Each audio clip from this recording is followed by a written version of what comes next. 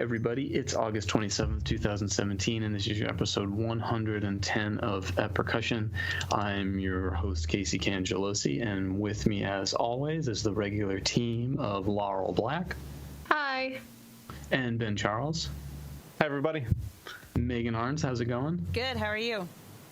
Just fine. I hope you guys are doing okay getting back to school. Oof. Pressure's on. Yeah, no, I'm with you. Let's just not talk about it. That's fine. There we go. I mean, it's good to be back. I feel like the beginning of school year is always like refreshing, but like that first week. Yeah, week 2 is great. Guys, but just like the volume of email is ridiculous. And the It's amount of definitely registration email. questions and stuff like that.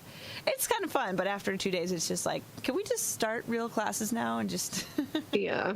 I did get reminded, so I was certainly thinking that, seeing all the email, you know, all the preparation, thinking like, oh yeah, all the syllabi to update and things to copy and everything, but kind of once it hit me, man, you have all this energy that you forgot you had every day. Very true. My productivity level was like definitely doubled over summertime this week for sure, maybe tripled. Yeah, so yeah, overall a good feeling, I think. So you guys, our guest today has made herself a percussion household name with her extensive performing career, research and authorship. And she also has patent awards for inventions on timpani pedal mechanisms, I believe. Maybe we can hear a little more about that. She is particularly known for her exhaustive research on the marimba and her widely popular biography of Keiko Abe. Upcoming this November, she'll present her findings of the Kite Percussion Pedagogy project at PASIC. So, man, you guys, we've had such a streak of luck with these big name guests. This is our third in a row. So hello and welcome to Rebecca Kite. How you doing? I'm doing fine. Thanks for that great introduction, Casey. Sometimes I pronounce everything right, sometimes not. That one was a solid B-. But yeah, you're welcome.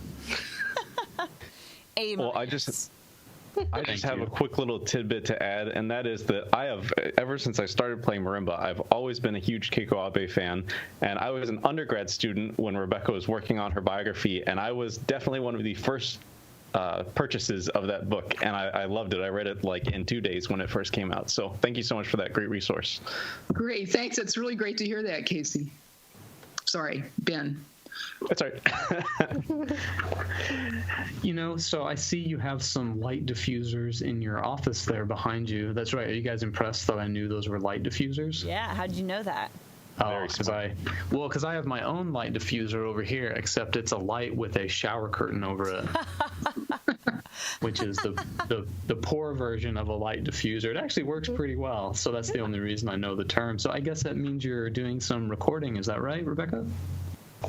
I am. I'm working on doing video. I've done a few short videos. One was in a Percussive Notes article a couple years ago. It had different playing areas on the instrument. I don't know if any of you saw that. It was kind of my first attempt to video myself.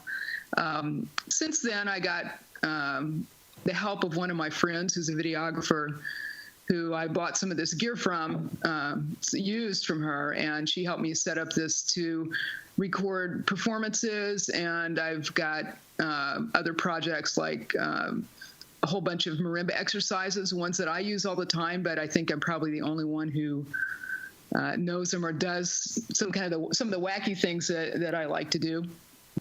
So I have those projects, but really for most of my career, which is 70s, 80s, 90s, even early 2000s, video and YouTube was just, and the internet was not really an issue.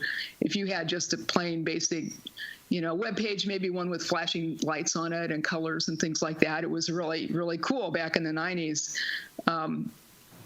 So I did have not the flashing lights, but I did have one of those web pages, but I don't have any of my projects or ideas in a video form that could be seen by somebody on their mobile device or found on YouTube or any of those things. So what I'm working on right now is not so much doing performances and doing live teaching, it's finding a way to get my ideas and music and things I've done into a format that's accessible to today's students. So yeah, no video to look at yet, but there will be hopefully later in this year. How do you find I'm guessing you're starting kind of the learning curve of videoing and doing it all yourself. Is that right? Yes. How's it going? Well, in terms of recording the audio, that's pretty easy. That was easy for me to ramp up in. I used Pro Tools, and I mean, when I was in college a really long time ago, I took an electronic music class. So we had one of the original Moog synthesizers was donated to the music conservatory, and we did things on tape and spliced with, a knife and Scotch tape. And, so I learned a lot of basics there that really helped when I started using audio editing. And then my first CD I did in a professional studio. So I learned how engineers work. So I have a lot of studio experience as a performer and then as a solo marimba. So that for recording here, it was pretty much learning Pro Tools, which Sure. Of course it has a curve. But the video, it's really hard for me to think of video as anything other than like there's a performance where when I do it, there's a beginning, middle, and end. And when people make film and video, it's like a collage. They put together shots from all different kinds of things, and the visual part's all edited together. And so thinking that way instead of in a linear beginning, middle, end of like what I do, I just have not quite gotten to that yet. So the video editing, that part of it's kind of a curve, but I'm working on it. But I'm sticking with things that I know, like performance or like a teaching setting. I'm not trying to make an action film or something, or I'm going to be just doing the things that I normally do, because I think as far as my imagination goes, I'm not that artistic visually as musically. Sure. I should have, of course, specified video in my question because, of course, everything there is to know about the audio end of it. I find it's so much harder than you go in expecting. You go in expecting to, this will take the afternoon maybe, and ends up taking 3 days. And yeah, video is just a whole other thing. How important do you think it is today that we all be doing this? I think everyone needs to be able to self-produce their own video. You don't have to use Pro Tools and high-end video editing gear. You can use your phone. You can use, it's really, really accessible, and that's the only way to get your ideas out now is video. A book, it's not going to do it. People don't lift and buy and read books when you can just see something on your phone. I find also it's video editing is difficult in a sense of audio editing. It's a stream, and you can very easily make a cut and pick up where you left off. Whereas video editing, obviously visually, a cut is very noticeable no matter what you do. I was watching a video of Blues for Gilbert on YouTube the other day, and it was one of those Vic Firth videos. And if you know Blues for Gilbert, it's a very sort of calming blues piece. And I mean, the cameras were swirling 360 degrees around the vibraphone and zooming in the whole time. And it was very distracting. So it's also, I think, as much of knowing how to do as knowing what not to do. Yeah. Yeah, it's definitely an art. Do you guys ever think students or even some of our colleagues get discouraged because they just see how many people out there are doing this now that they say, well, it's going to get lost in the shuffle, or there's already so much out there. It used to be really different. It's not as different anymore. Is it really worth all that effort? I wonder if people are more intimidated by the really great stuff that is out there already. And, I don't have all that equipment. How do I do that? And, now there is the option to hire people. One of the people we just talked to, Evan Chapman, hiring 410 Media to come or if you're with Vic Firth, having them come to do a video. But I wonder if a lot of people are intimidated of doing it. Yeah, maybe so.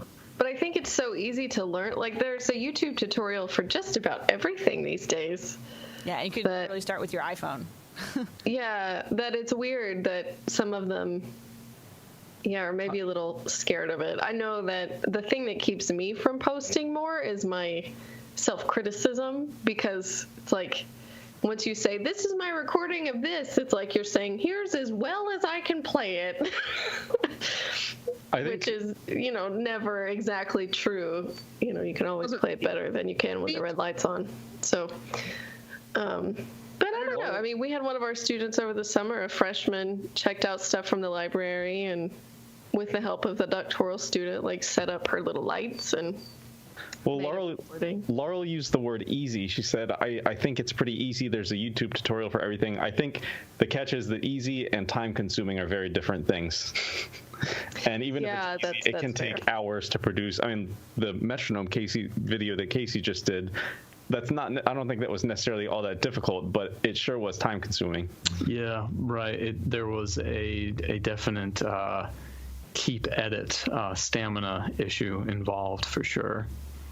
Yeah, definitely. Well, and then you don't want to be one of those people who's putting out a recording of something that is one of the not very good ones, because there are enough videos on YouTube, for example, that are poor performances that it'd be nice if we could somehow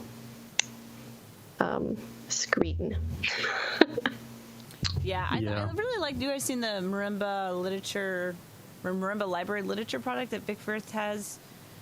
I think that's really great, because I do like searching with students in the beginning of the semester for solos that they're interested in playing or things that I want to recommend. I want to go to YouTube because it's the quickest rather than going into my CD library, and I want to be able to go to YouTube, but it's hard because so much, especially for the very popular pieces, there's so much crap that pops up, and unless you know exactly what you're looking for and you can type in the name or you recognize it.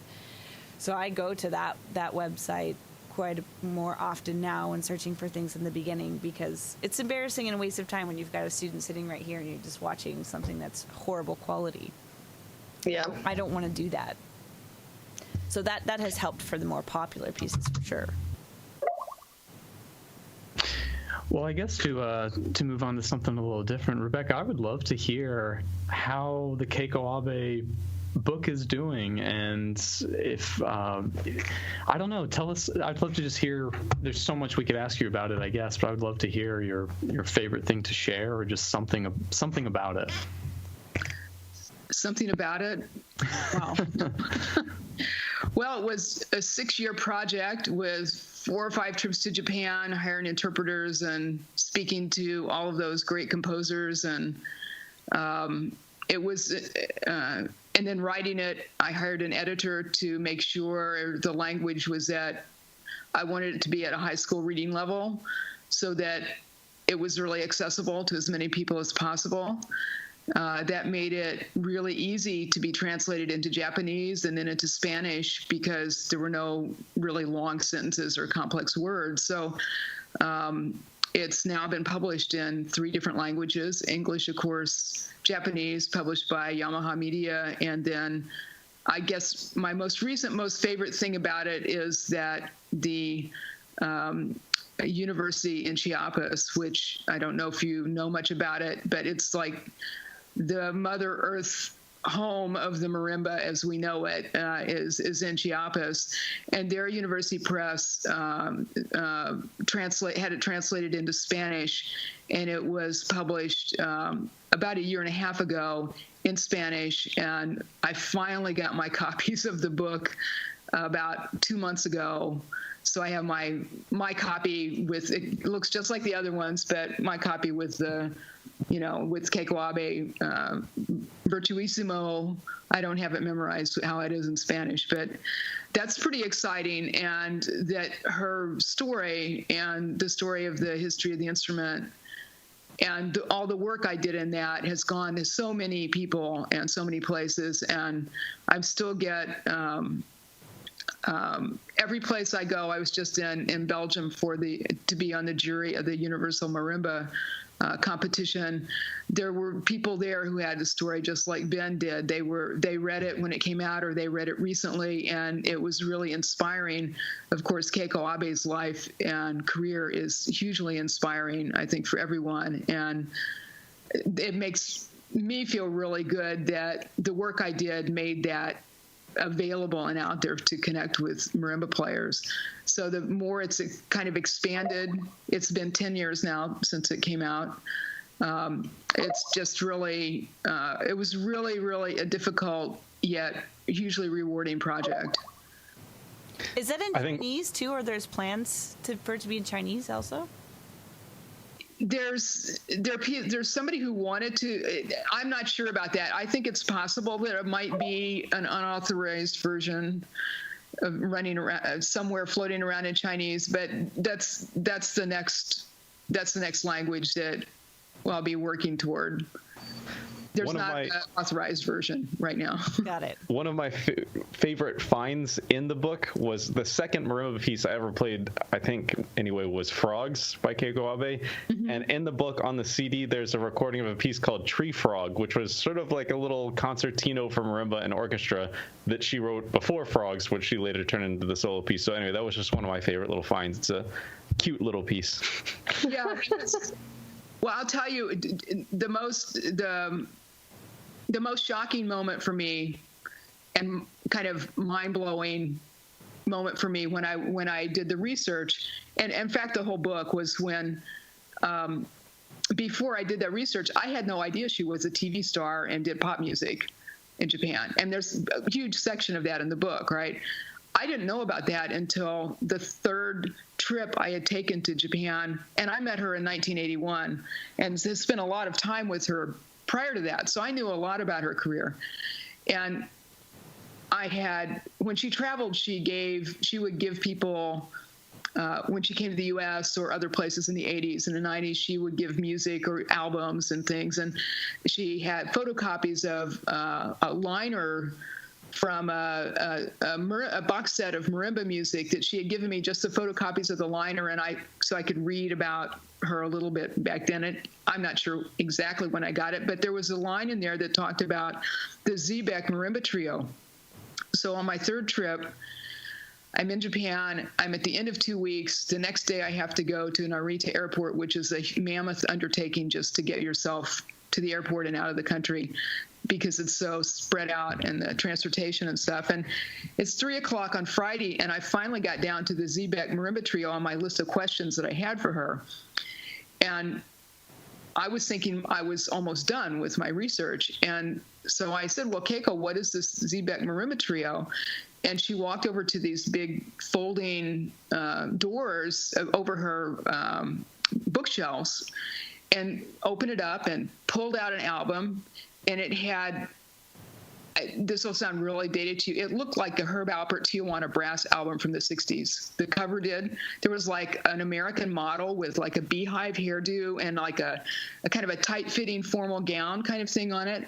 And it said Fascinating Latin Rhythms on it. And I saw that and I thought, no, I've never, of course, how would I have heard that, you know? So I've never heard that. So she put it on her record player, and I heard this Pops Orchestra, you know, Columbia Japan Pops Orchestra playing, and then I heard this marimba trio playing Yellowbird. I mean, and you could have scraped my jaw up off of the floor. I was completely shocked. I thought, Keiko Abe's playing Yellowbird? And it was like, just does not compute. And then I'm just shocked. And I recorded all my interviews with her. And so there's like about 15 seconds of silence. And I'm thinking, I have to get a copy of this recording.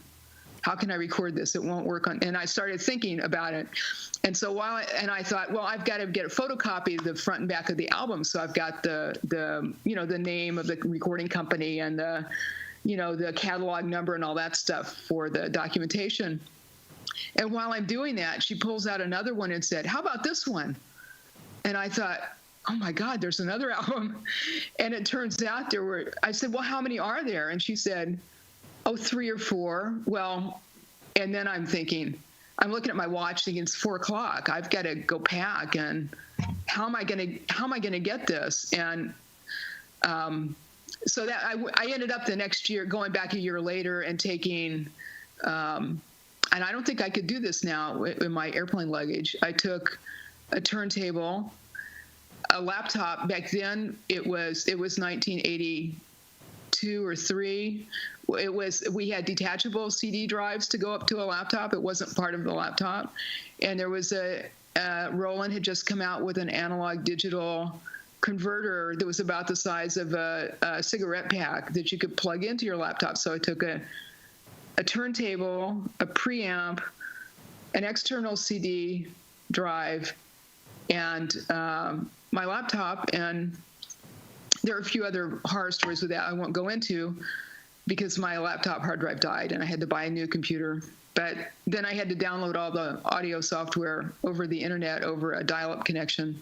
So that took a couple of days.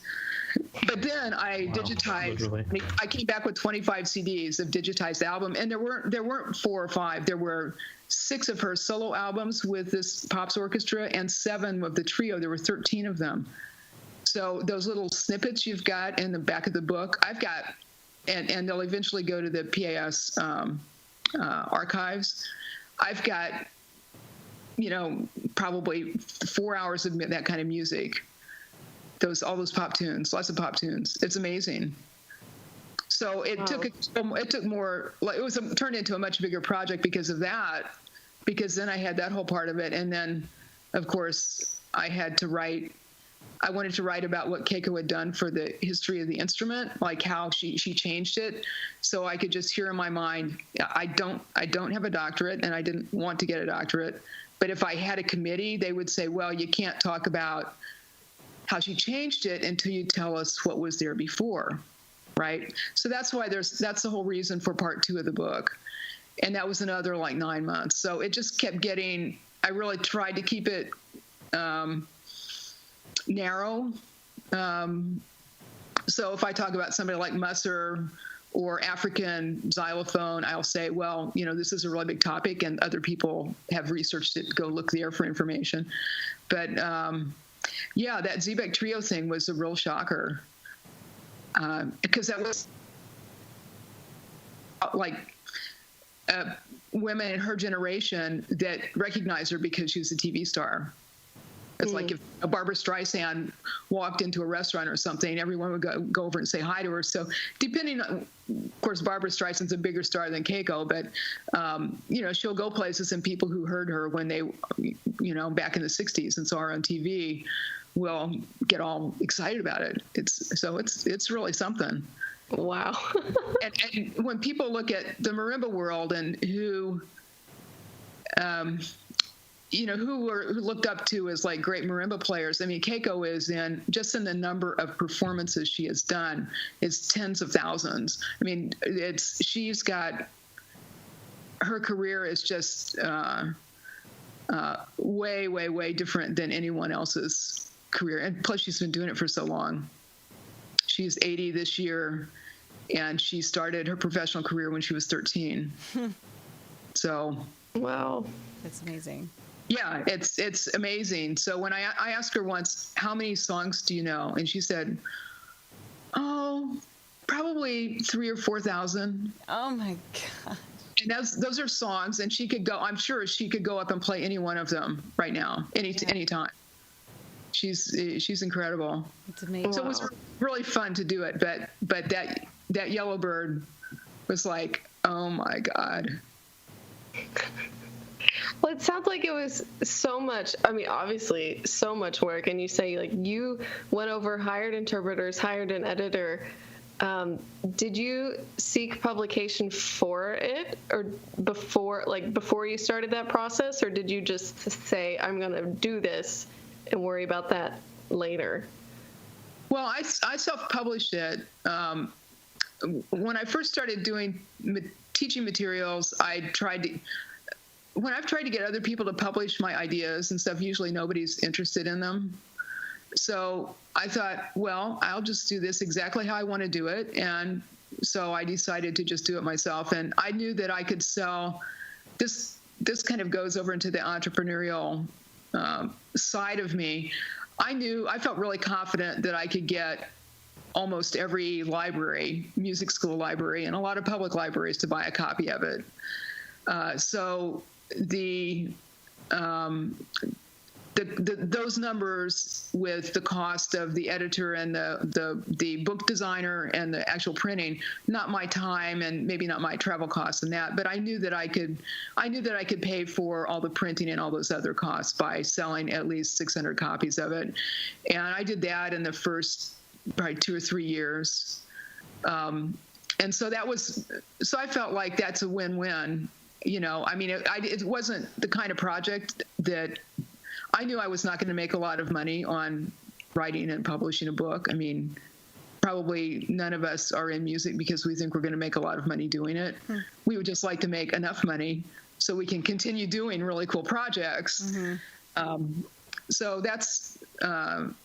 I had a lot of confidence because of my business experience for the publishing, and that's why I would not invest in another book project, because I think I'd still have them in my garage in 10 years. But an ebook, turning something into an ebook, sure. It's interesting hearing you talk about when you've thought about publishing things, generally publishers just aren't interested. And I know Lee Howard Stevens had that issue with Method of Movement, and that publishers were saying, well, maybe if you could add a section on xylophone, glockenspiel, vibraphone, and, kind of general percussion playing. And he was like, no, I want to write a marimba book. And obviously he did, and we all know how that went. But I just had a sort of different question, and that is, this book is now, I guess, it's 11 years old, 10 years old, something like that. If you were to write a 10 years later extra chapter, is there anything that you would want to add to that book? That's a tough question. I feel like the book itself was pretty thorough, and I stopped in 1984. I stopped at the creation of the 5-octave marimba. And let me just say that again, before 1984, of course, Deegan experimented with a 5-octave marimba, and the Guatemalan players use 5-octave marimbas. But the marimba, as we know it, as a concert marimba that we all play and we think of as a 5-octave instrument, that did not exist before 1984. And now I'm on a different track, so I'm lost track of the chapter in the book. So. I stopped at 1984 because once that 5-octave marimba was introduced, several other Japanese companies started making them, and people got real excited about them. It took 4 or 5 years, 6 years to do that. But in the U.S., I was the first person to have a 5-octave marimba in the United States. I got mine. I got a Yamaha 6000. I have serial number 10. I'm sitting right next to it. It's right here next to me in my studio. I got that in December of 1985. And for, I think, about 2 years, I was the only person in the U.S. that had a 5-octave instrument.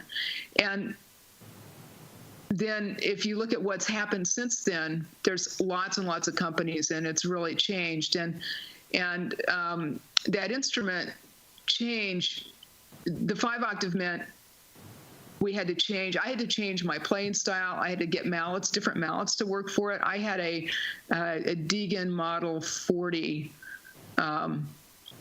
It's called a Diana Model 40 with traveling with the Y frames. There's a picture of it in the book, in the Keiko Abe book. I had that exact same model instrument. Beautiful instrument, really beautiful sound if you were playing in your living room or in a really, really resonant church. But the YM6000 changed everything. And so I stopped at 1984 because it would be a completely different project, and all these other threads and all these new things were happening and all these other innovations. And now there were people doing tunable resonators with the mechanics of the instrument, and those details were changing. So I don't know. I wish somebody else would do that book. But I would like to know more about it and know all those. Putting your time. But I'm not going to be doing it. But that would be very interesting to me. What's happened since then, because of that instrument the instruments and also with the music. And I could see from the competition in Belgium, there were 37 players from all over the world, mostly from Europe and Asia. The level of playing has just I would say in 35 years or so, 32 years, has just skyrocketed. There's so many really, really fabulous musicians playing the marimba now. It's just amazing. You know, in the 80s, when I had this in the U.S., the people who were like pursuing marimba career was a really small list. It was like Lee Stevens and Gordon had sort of stepped back from it. I was doing it. Maybe a couple more people. I think Nancy and Marimba Lynn was just getting going. I don't remember the exact dates, but it was really, really small. So nobody, of course, was interested in a marimba, publishing anything for the marimba, because only like 10 people would buy it. You know? Yeah, but it's fascinating, and it's fun to be at the beginning. We're still in the beginning of the marimba developing into a full, mature instrument. And percussion also. We're still at the beginning of that. It's only been going on for about 40 or 50 years. So you all also have things to write in that, and your own place for the development of your own ideas and the kind of things you want to do. So it's still pretty exciting, I think. Mm-hmm. It's kind of like everything's wide open. And the people who think that somebody else has already done this, you know, I mean, they just need to look a different direction or do something new themselves, instead of thinking, well, somebody else recorded all the repertoire. When I did the Prism CD, you know, there was no recordings for students to hear how a professional would play the pieces they were playing. If you played piano or violin or other instruments, you could hear what, you know, unaccompanied music should sound like. Or that's where I learned how to play Yell After the Rain, is that recording. Great. So you know, so we're just at the beginnings of a tradition that for other instruments is a couple of hundred years old. So there's a lot. There's all kinds of headroom. It hasn't all been done. I mean, look at the guy from Greece who's playing. I can't think of his name right now. Theo. Yeah. Look at what he's doing. It's great. So there is no like one technique or one way to, you know. I don't think we know what the best way to play the instrument is right now, and we have people experimenting. And Ludwig Albert in Belgium just got a PhD. He got a PhD in marimba. I think he's probably the only person in the world who got that. It's not a DMA. It's not a DM. It's a PhD. And his study on body movement controlling the marimba sound, how you play the instrument, what you're doing with your hands and arms and body, and what kind of sound differences that make for expressive purposes. His research is on looking at musical expression, and his students and he play it with a really unique and beautiful control of the sound of the instrument, beautiful dynamic subtlety and dynamic range control. It's just amazing. And he just finished his PhD this past fall, getting close to a year ago. And I hope that, you know, when that information gets out to more people, that's going to really change how marimbas think about striking the instrument and playing the instrument, people who are open to that. So there's a lot more musicality that we can explore, even with the current literature, playing it so it's with more subtlety and more different tonal colors. And so it's pretty amazing. Yeah, couldn't agree more. Well, hey, we've mentioned a lot of marimbas names, and for those of you who have been with us on the podcast for many episodes, you know what Ben's segments are all about. But for those of you who don't, one of our missions on the podcast is to try to do some kind of historical percussion-related composer or performer, and we try to pick somebody for for Ben's topic that maybe missed the whole internet wave, since the internet is how we communicate this podcast. So Ben's going to tell us a little bit about Clair Omar Musser. Is that right? Yeah, Clair Omar Musser. And I would have talked about Keiko Abe today, except for we already covered Keiko Abe on Kate Burns' episode, which I don't know the number for. So you have to look that up. But anyway, Clair Omar Musser, I think many of us are familiar with his instrument company, Musser Instruments as we know them today, and we'll talk about that a little later. But I wanted to talk mostly about his accomplishments outside of his marimba company. But first, a quick little biographical information. He was born October 14th, 1901 in Rafo Township of Lancaster County, Pennsylvania. And I've always thought of Musser as being a later generation compared to George Hamilton Green, but it turns out in my research I found he was only 8 years younger than George Hamilton Green. So the great xylophone virtuoso and the early great marimba virtuoso were really of the same generation. When Musser was just a young child, I wish I wrote down how old he was. I think he was in 5th grade. He saw Teddy Brown perform with Earl Fuller's Rector Novelty Orchestra, which sparked an interest to begin studying marimba. And so he studied with Philip Rosenweig, who was Brown's former teacher. If you're familiar with Teddy Brown, there's YouTube videos of him. He's the rather large man that can play extraordinarily fast on xylophone.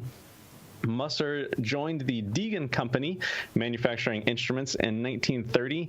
He had expertise in tuning, and his ability to tune not just the fundamental, but also the harmonics of the instruments give them a much more pure sound. So he had quite a few furthering of developments at the Deegan Company. And then there's sort of a gray area of why he left the Deegan Company after World War II, but Gary Burton's bio says there was a rumor that Mr. Musser and Mrs. Deegan were having a little affair on the side, so that might have had something to do with it. So after World War II, he started his own instrument manufacturing company, the Musser Company, and then he sold that company to Lyons Band Instrument Manufacturers in 1956. So he was only with the Musser Company actually for roughly 10 years, maybe a little longer than that, but not all that long in the storied history of the Musser Company. That company was later sold to Ludwig, who was then bought by Selmer in 1980, who retains the Musser and Ludwig brands today. The career highlights I wanted to hit are that he organized 6 massive marimba orchestras, the largest of which was a 300-piece marimba orchestra for the 1950 Chicago Fair, which I can't even imagine what that looked like. I've seen pictures of his 100-person marimba orchestras, but I don't think I've ever seen the 300-piece one. He founded he founded the Marimba Studies program at Northwestern University, which obviously with Michael Burt and then Shi Wu, that is still a hot spot for marimba studies. He taught there from 1942 to 1952, and one of his former students there was Mrs. Vida Chenoweth, who was the link between Clair Omar Musser and Lee Howard Stevens when Lee Howard Stevens went to New Zealand to study with her. He composed many etudes for his students using opus numbers, and he had sets of 10 pieces in each opus number.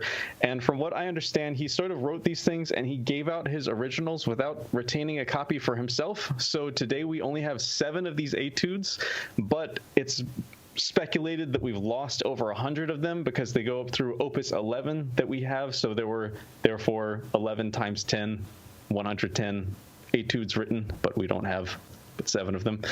Some of his inventions musically were a little less novelty driven than the Deegan inventions we talked about on the Jeff Mulville episode, where we went through some of those sort of novelty Deegan instruments.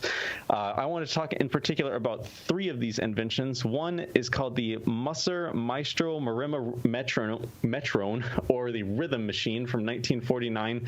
It was an early drum machine that could play accompaniment patterns, including bolero, waltz, rumba, cha-cha, tango, samba, and beguine rhythms. And he could also press buttons to sort of fire off individual sounds. And this is in the Rhythm Center in Indianapolis. And the buttons are actually worn out because it sounds like he used to kind of reach over and fire at them with his mallets. So they've had some battle damage there.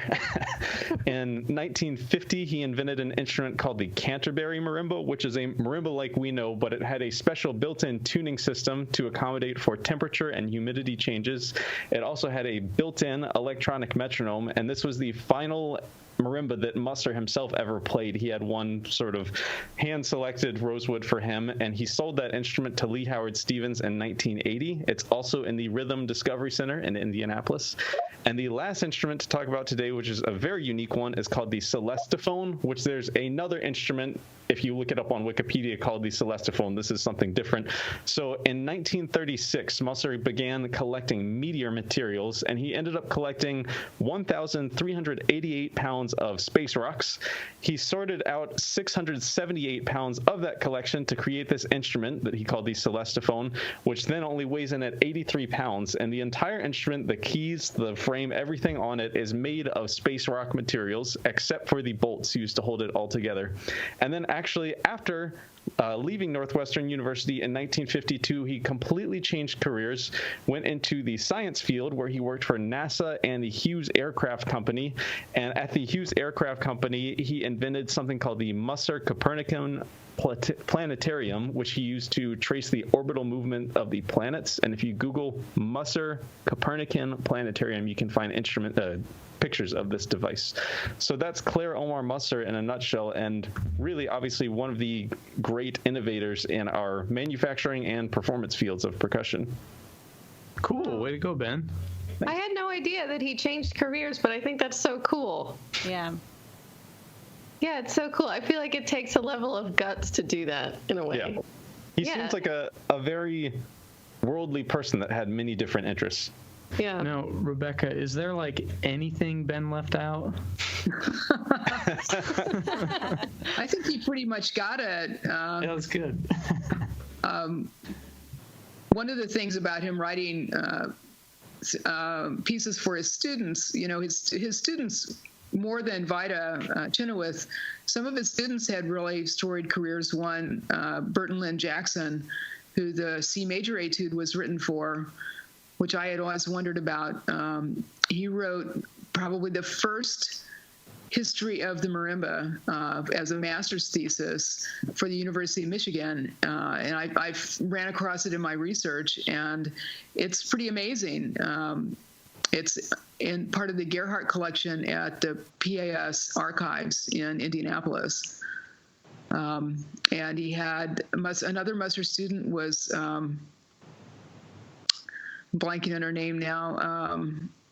There was a woman marimbist who played Hollywood Bowl. Doris Stockton played the Hollywood Bowl and made a couple of LPs in the 40s, was pretty famous in her own right. And Musser traveled with her as an accompanist, and also I think just was there when she played with the orchestra as an assistant. So he helped some of his students in their careers, and some of them did some really amazing things too. So huge influence on us in the United States. I think also, I can't remember her name, but the lady that premiered the Creston Marimba Concertino, I think she might have studied with George Hamilton Green. I might be getting confused. She might have studied with him. Ruth Stuber might have been a student. I'm not sure on that.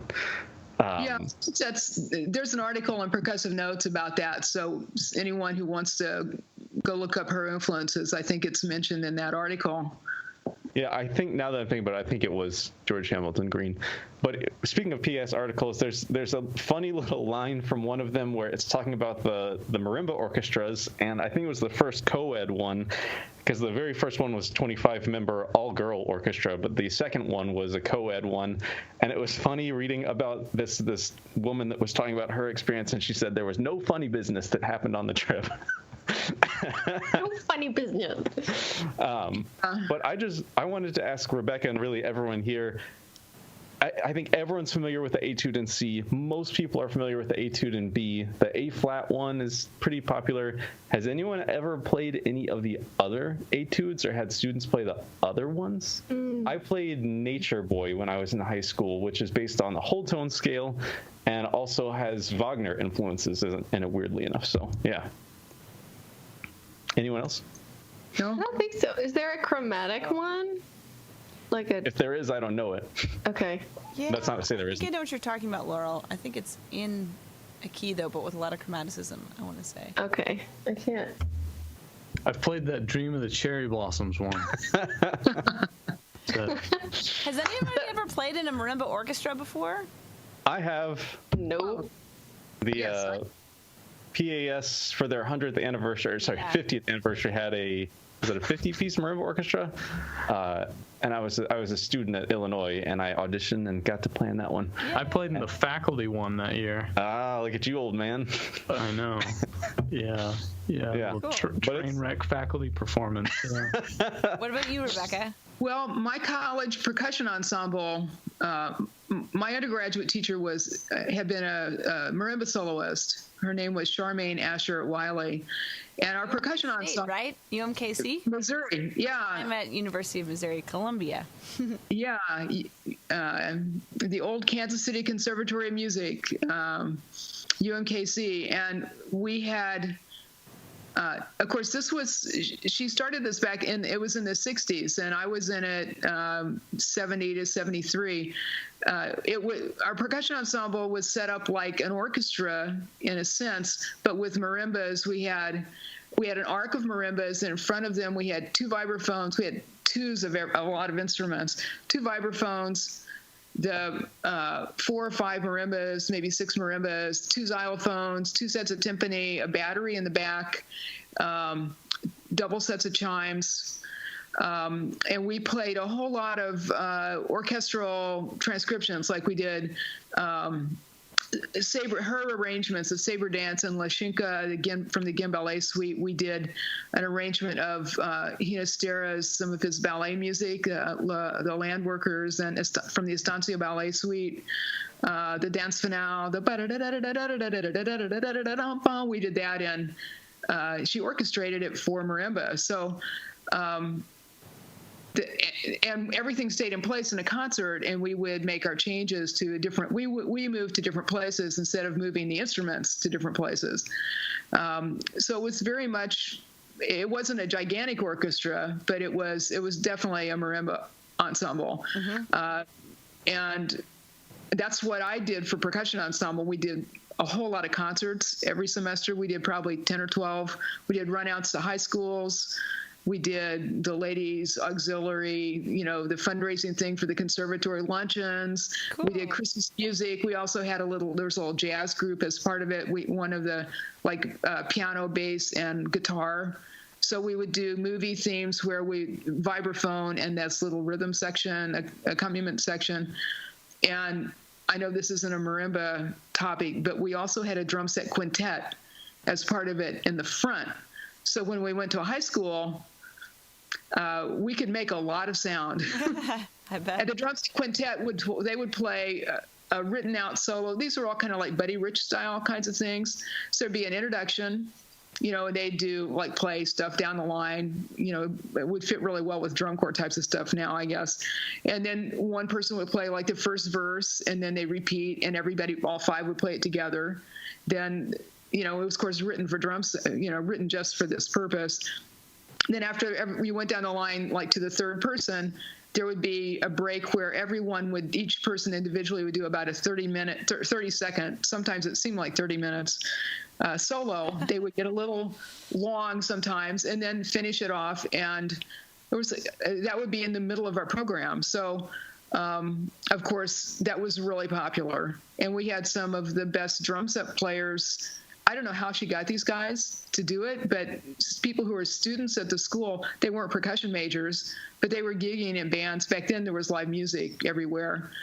They were gigging in bands around town, and it was really fun. Yeah, so it was great. It was a lot of fun to do, and when you're on stage and you can make that kind of sound, and we had an opener that was fortissimo for the downbeat. So she would come out and bow to the high school kids in the gymnasium and turn around and put that hand down, and it was louder than anything these kids had ever heard at that point. And we had their attention and could play all this cool classical music. It was quite an experience. That's really amazing, and it must be real. I mean, it's so interesting to hear for us to hear stories of what it was like in percussion ensemble, during that time. And it must be really interesting for you as well to see the evolution of the percussion ensemble in the university over the past 40, 50 years. Yeah, it's when I started college, there was an explosion in percussion. Maybe you all don't know about it, but the 60s changed everything. The whole rock and roll, and also the feelings of experimentation and freedom of expression, kind of a breaking out of social norms and things from what had gone before. And that really had a huge effect in classical music in terms of contemporary music really changed. New music changed, and percussion especially became something that everybody wanted to get more percussion in their pieces. So the kind of things that were written even in 1964 and 65 were kind of like the 40s and 50s. It was like, and I'm not trying to diss anybody's piece, but if you looked at Al Payson, Twittering Machine, there were these little things for like 4 tom-toms and a triangle, or, just small, little, modest percussion things that would have fit with L'Histoire de Soldat or something, in fact, that would be kind of radical for them. But then starting in the later part of the 60s, it's just, the Black Earth Percussion Ensemble, those folks that played last year at PASIC, they were part of it. Everywhere, it's just really, really expanded. And, like the Marimba's expanding now. So, yeah, it's pretty amazing. But that ensemble thing, some of the best things about it were not necessarily the music. I learned how to organize and pack up instruments, and I learned how to be at a concert an hour ahead of time to set up. I learned how to approach things in a professional way. And I also learned the value of the percussion teacher having a great relationship with the university movers who moved all of our gear for us. We packed it up. They came, they put it in a truck, they drove to the venue, and they took it out of the truck and set it down at the loading dock. What? And then we unpacked it and set it, took it out of the cases and set it up. So everything had cases except for the marimbas, which rode in the back of the truck. Wow. It's scary. But apparently my relationship with the university movers is not good enough then. I don't think you could get them to do it now, but back then, she had... I don't know. She had some kind of special. She must have had friends who gave a lot of money to the school or something. Yeah. That's sneaking in home-baked cookies or something. Yeah, we'll donate another $10,000 to the scholarship fund if you have the movers help out, Sharma. Right. Yeah. Wow. Just have to find some wealthy donors for your school, I guess. Well, again, it's so interesting to hear that, and you're teaching. You have a lot of teaching experience as well through all these years, through your private studio, and then all the adjunct teaching that you've done, and all the work in schools. And I've been responding to your email surveys. Oh, great! Pedagogy project, and I'm curious to hear more about how that came about and how it's going, and some of the results that you're seeing, and maybe what you're going to be presenting on at PASIC. Well, thank you for participating. Sure. There were 2 email surveys, and then the second one, the first one was an effort to find out what people are doing now. But let me back up. I'm very interested in pedagogy and have been my entire life. My father was a college professor in education. He taught educational psychology and did student-teacher placement and things like that at a small school. And I think probably, a lot of people's parents play with them and do family stuff and sports and things. And both my parents were teachers. So everything we did, they were teaching all the time. If we wanted to make cookies, I would be, we'd learn, the right process for making cookies, so teaching is kind of in my blood, and I've always been really interested in it. And I've always felt like in percussion, we're kind of missing an overall theory of percussion pedagogy, an overall, what exactly is it that students should be learning? Because it's a really big field, and And I feel like we're missing that. In piano, piano's got pedagogy really, they have a very organized pedagogical methods and springs like Suzuki. Springs at Suzuki. But in percussion, it's just kind of amorphous and depends on, most people teach the way they learned. Mm-hmm. And so I've always thought it's something that we really need in our profession. We really need to have something more concrete about what is it that percussionists need to learn. And so this is an effort to come up with some ideas about that and some recommendations. So the first survey was working towards what's current practice, what are we doing now? And that was a couple of years ago, and I asked people like what things they thought were important, like how important is that your students learn how to hear harmony. And for me, it's like really important. For 98% of the people who answered, it's like the last thing they cared about. Like where do you teach mallets first or snare drum first? Do you teach them together? Those kinds of things. So the first survey was to find out, what are we doing now? The second survey, which was this spring, which was really great. It was for a survey of college students and teachers, and over 60 teachers answered, and over 250 college students answered, which is great numbers for that. And that survey was to ask two questions. One, of the college students, how well did we do in getting you prepared for college as a percussion major? In other words, is how we are teaching and what we're teaching, is it working? Wait, and getting prepared for the professional world, or to get into college and to be successful in college. I see. Try to isolate it into that student. If we, and public school teaching, to get a starting point.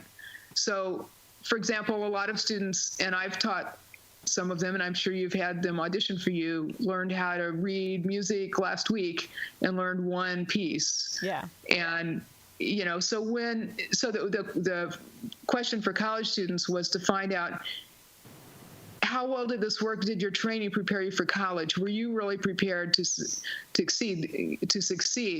And what do you wish you would have? Then the second question is, if you could go back, looking back, when would you have learned to do X? Like, when would you have learned to read music? Like, maybe they learned to read pitched music when they were in a junior in high school, because they were always playing the drum parts, and they think, well, I should have learned that in 6th grade. Right. That would have made it a lot easier if I had done that.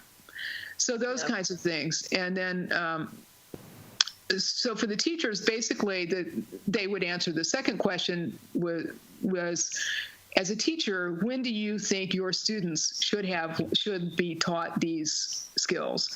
And it's on snare drum. If you did the survey, snare drum, mallets, and timpani, I think, covering technique and reading and ear training and harmony and those kinds of things. So I'm analyzing that data right now. And then I did 2 PASIC exhibit hall interactive pedagogical discussion kinds of activities, brainstorming. So brainstorming pedagogy. The first one was to just try and get kind of crowdsource information about percussion, because I want to get ideas from the PAS community, from percussionists, because what do they think about teaching? What are their thoughts? How can we come together and all contribute information to potentially make stuff work better? So the first example was to try and think outside the box, to find what are the commonalities between different kinds of instruments, because if we want, say, the snare drum and the mallets at the beginning, are there things that are the same about those two things? If we teach them in a unified way, they would be learning skills for both of those things. I don't know if this makes sense or not. So another way of looking at this is that we have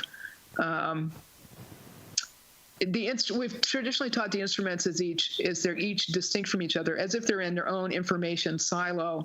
A silo is a container in farm country that keeps stuff separate from everything else. So we have this silo and that silo. So we have the snare drum silo and the keyboard silo and the drum set silo and the timpani silo. And so when you start learning those things, you start from the beginning in each of those. Like if you start drum set, you might start with your snare drum technique to play drum set. Or when you start timpani, you start all over again with new timpani technique. You don't take what you learned on snare drum and see a crossover and just go from there.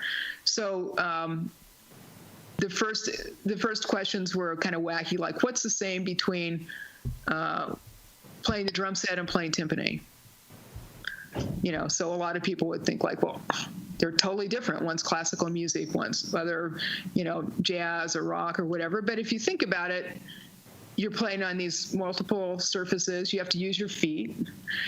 But more importantly, you have to work with the form of the music, and you have to, you have to mark the form, and you have to understand the form of the music, because both of those instruments do that. Like the timpani helps delineate the form of the Beethoven. So those are examples of where they're very similar. And then this past year, we went from silos to a tree. So it's a tree model, and the question, and this goes to when do you want to teach these things, and what are the most important things to teach, especially beginners?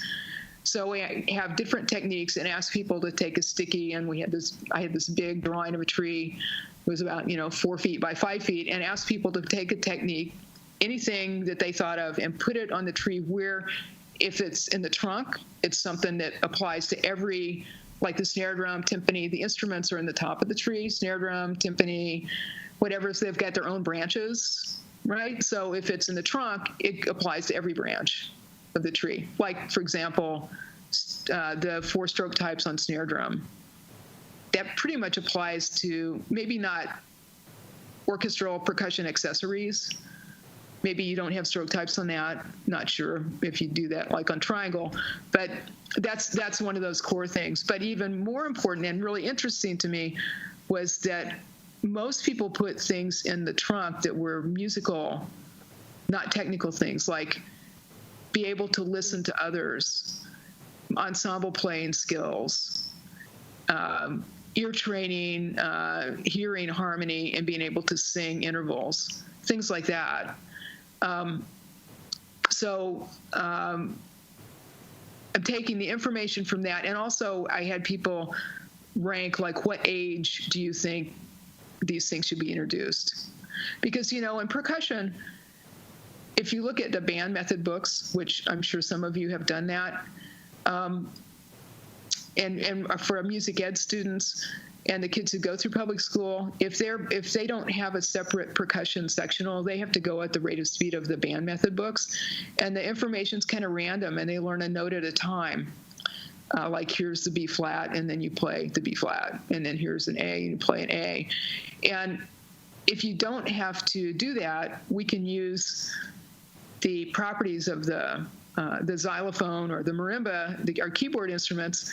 I think it's very easy for kids to learn to play scales in the 6th grade, because you can see the intervals, you can see all the notes. You don't have to work on developing the sound. You don't have to spend a month trying to get, your trumpet sound happening or developing your embouchure. So,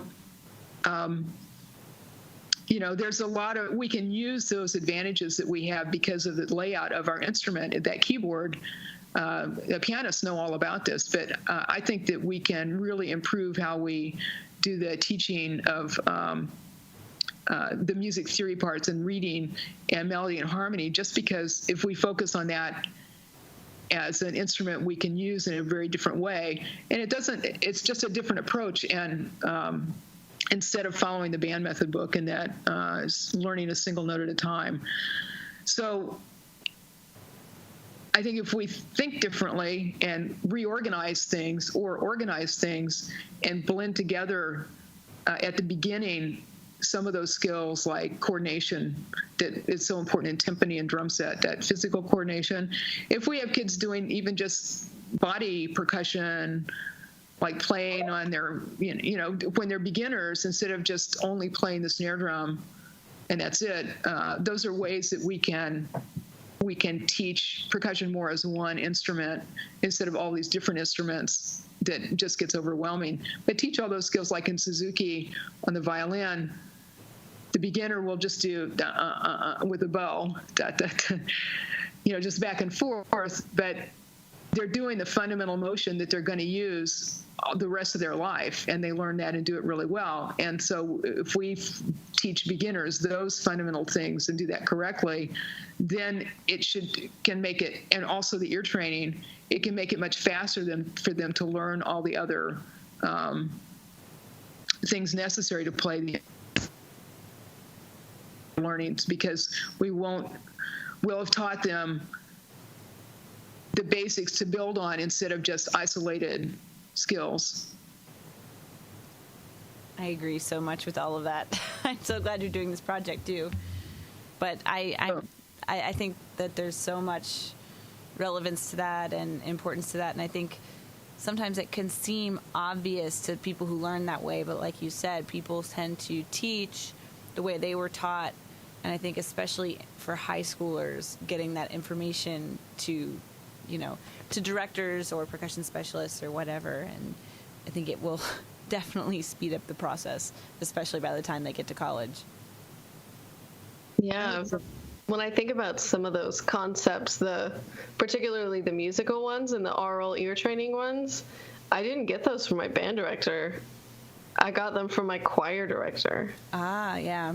And she's taught us all about keys and scales and triads, and none of that came from my band director. It did come from my private percussion teachers, but by then I already knew it from my choir teacher. Mm-hmm. So I think it's a great project.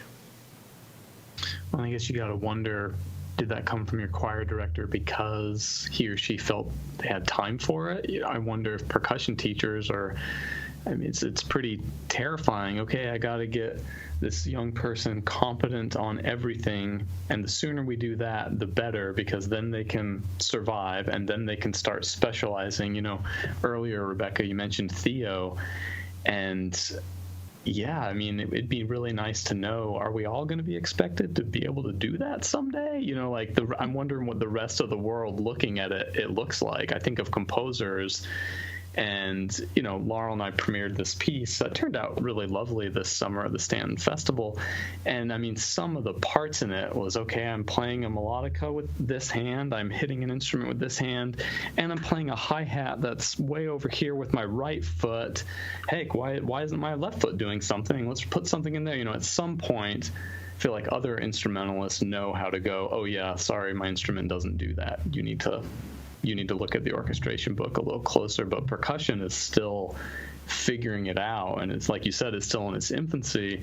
So the rest of the world looking in at it, it's like, can they do that? Maybe I'll write it. And percussionists are like, oh, can I figure out a way to do this if I did do that, or if I, so I don't know. It would be really nice to know, okay, wait, what's the expected limit? Mm-hmm. Yeah, I think if we had a better, the grid that will come out of this, I don't know if any of you are familiar with there's a piano teachers have a grade 1 through 10 or 1 through 12 level of what things should be taught at which level, how fast, how much, how many scales, literature, theory. And so it's organized. And I think if we teach in those developing years, if we teach in an organized way, once we know what things we need to be focusing on, and spread that out and do it in an organized way, then there is time to learn those things. And if a child has learned to play the bells or the xylophone by learning one note, one pitch at a time, and never learning about the 7 or 8 note octave pattern that repeats over every instrument, and never learning that scales and chords and melodies go together with each other, and never learning that when you get a new piece of music, you look at the key signature to see what scale are you going to use to play this. There are people who don't know that, lots and lots of them. And if a child learns that at the very beginning, what that means is it's going to be a lot faster for them. It's not going to take more time to teach the child that than to teach them, here's A, find that and hit it. Okay, and that's A up here. You can just talk about the pattern and the scale, and you just spend the time doing something different that actually, I guess when I was talking with some of the middle school and high school teachers in my area last winter, one teacher described this as, are you teaching to the test? Are you teaching people to be a musician? Or if you give a man a fish, you can feed him, but if you teach him how to fish, then he can feed himself. So if the students understand rhythm because they have an oral understanding of it, because it's taught in context of a song or a melody, that melodies have rhythm, so they can learn rhythm as part of the melody, right? Instead of as just something on the page they do 5 times, and count with this kind of inexplicable number thing that they're never quite sure if it's math or not. So, it's just doing it differently and teaching it differently, I think, will make a really big difference. But we have to show, my goal is to get some information so that it matches with what people actually need and could use, and into a format that people could use when they write a method book or they write a solo. And right now I'm using terms like pedagogy is an overall framework.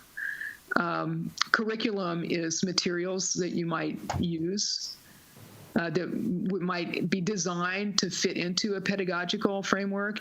And teaching method is something you're actually doing with a student. So if we can get a framework, then curriculums can be developed that fit into that framework, and maybe solos and pieces written that fit into that better, so we don't have a lot of quartal quintal music for beginners, so that they maybe work with functional harmony as part of their pieces they learn.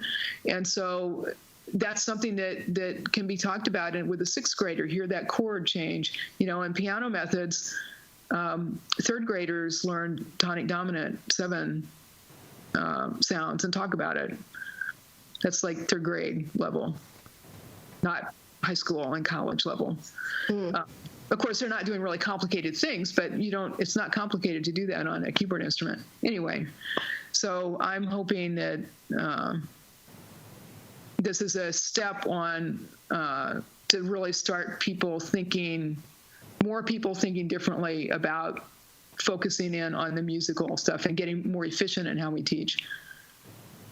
Yeah, wonderful. Yeah, wonderful things you said. I would just like to close by sharing a comment by my predecessor and our friend Bill Rice on our Facebook post of the episode. He just says, I believe one of her greatest contributions is her wonderful teaching of young people in the Nova area, which is around here. So, and she has the gift of passion. So it's, it's very evident from the episode that is true. So thanks so much for joining us, Rebecca Kite. Well, thanks everybody. It was my pleasure. Thank you. Sure. And Megan, Ben, and Laurel, thanks a bunch. We'll catch you guys at 1:11. Sounds good. Sounds good. Bye. All right. Bye, everybody.